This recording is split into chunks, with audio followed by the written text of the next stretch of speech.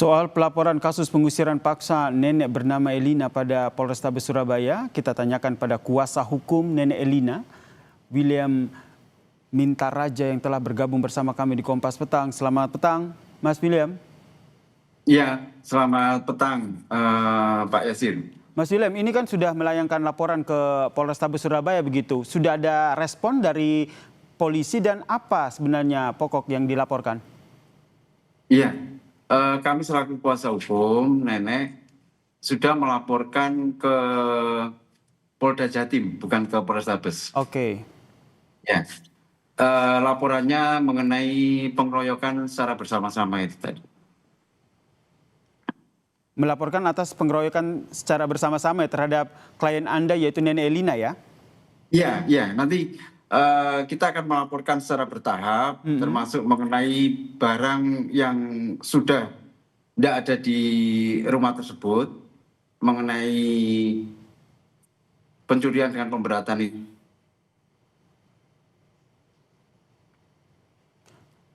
itu, terus kemudian menggunakan surat palsu. Oke, Mas William tentu tahu sebenarnya kronologi kejadiannya seperti apa, penjemputan paksa, kemudian diusir paksa dari rumah hingga akhirnya rumah nenek Elina, rumah yang ditempati nenek Elina ini akhirnya dibongkar paksa.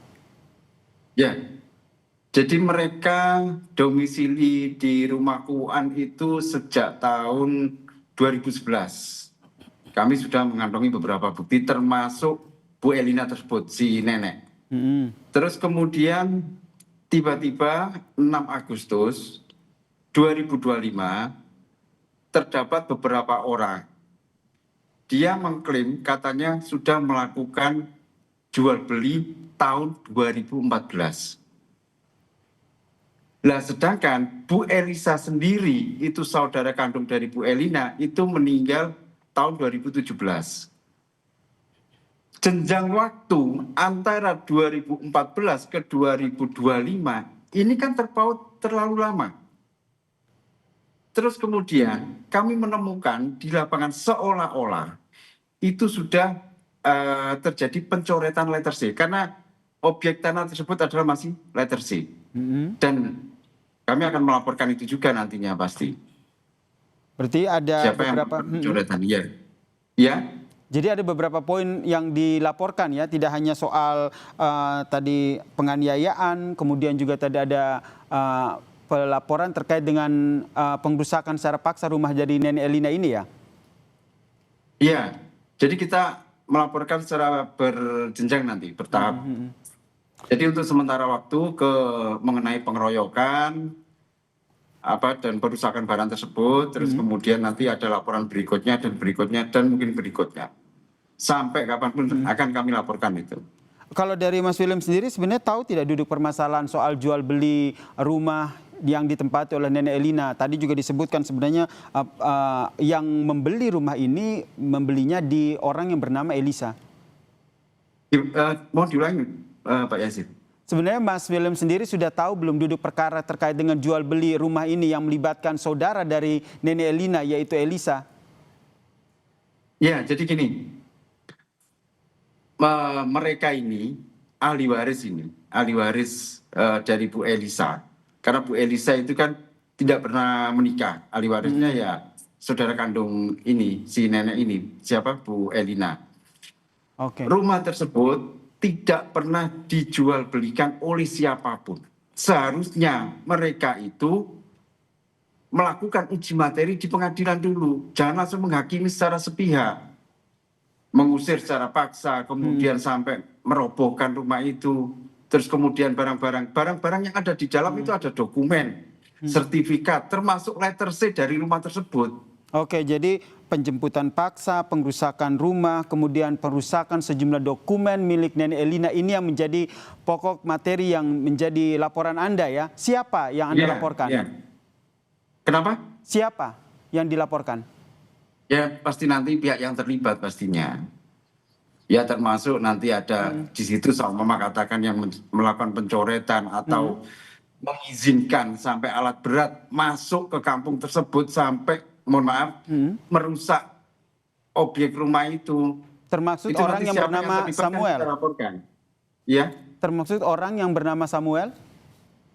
Kenapa? Termasuk orang yang bernama Samuel yang akan Anda laporkan?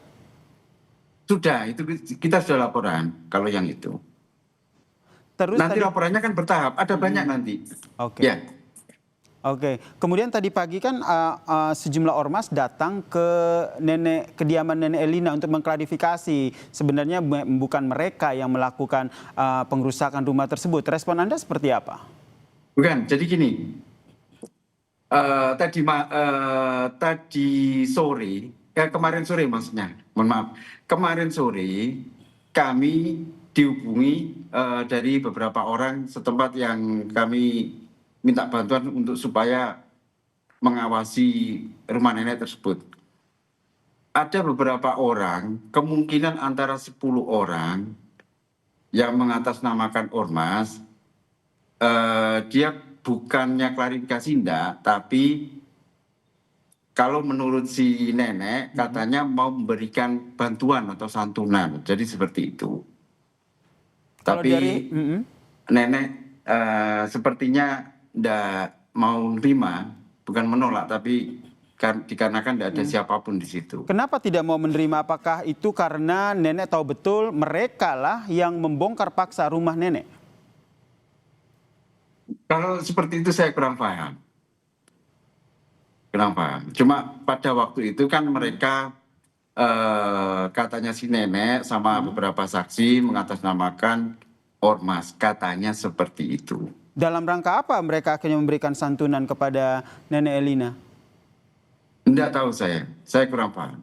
Karena pada waktu itu bajunya kan merah. Di sini kan ada tulisannya kalau enggak salah.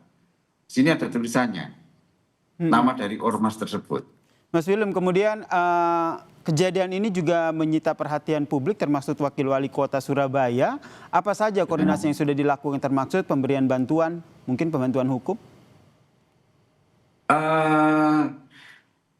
Untuk sementara sekedar komunikasi dan beliaunya ini siap membantu apabila dari pihak nenek membutuhkan. Terakhir, apa yang dalam waktu dekat akan dikejar dan sudah dapat respon belum dari polisi terkait dengan laporan Anda ini? Iya, kebetulan dari pihak kepolisian akan melakukan penyitaan beberapa barang bukti. Terus ini kan sudah proses penyidikan masalahnya. Penyitaan terus kemudian kemungkinan ada gelar perkara dan penentuan status, peningkatan status, saya kurang paham kalau itu. Baik, terima kasih. Kuasa hukum Nenek Elina, Willem Mintaraja telah bergabung bersama kami atas informasinya di Kompas Petang. Salam sehat, Mas Willem. Iya, makasih.